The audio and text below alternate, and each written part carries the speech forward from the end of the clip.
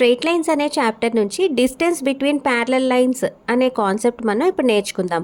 Formula ఏంటమ్మా? Distance between two parallel lines a x plus b y plus సి1 is equal to 0 and a x plus b y plus సి2 equal to 0 is mod సి1 minus సి2 by root of A square plus be square.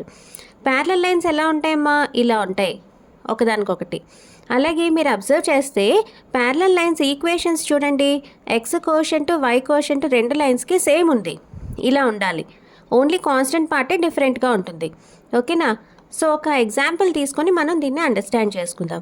Find the distance between the parallel lines 3x minus 4y equal to 12 and 3x minus 4y equal to 7. So ఇచ్చిన given రాసుకున్నాక ఈ 12 7ని equal Tuki ఇవతలకు తెచ్చేసుకుంటే -12 -7 అయింది equal to 0. Okay, ఇప్పుడు ఏ ఎంత? 3, B -4, C1 -12, C2 -7. Okay, so formula వేసేయండి. C1 minus C2 by root of A square plus be square.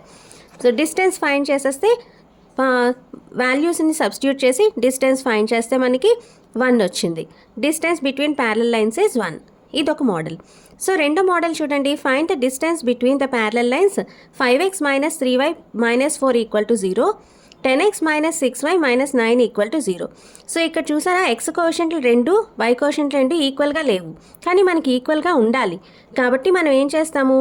Second ఈక్వేషన్ని divided by 2 చేసేస్తాం. అప్పుడు ఏమైపోతుంది?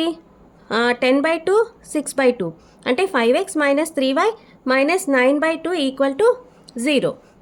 ఓకే, ఇప్పుడు మనం ఏ ఎంత?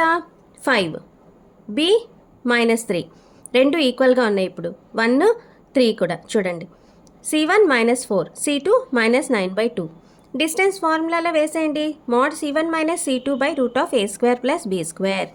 సో C1 అంటే -4 minus of -9/2 by root of 5 square plus -3 whole square. So solve చేసేస్తే మనకి డిస్టెన్స్ ఎంత వచ్చింది? 1/2 root 34. So this is distance between two parallel lines.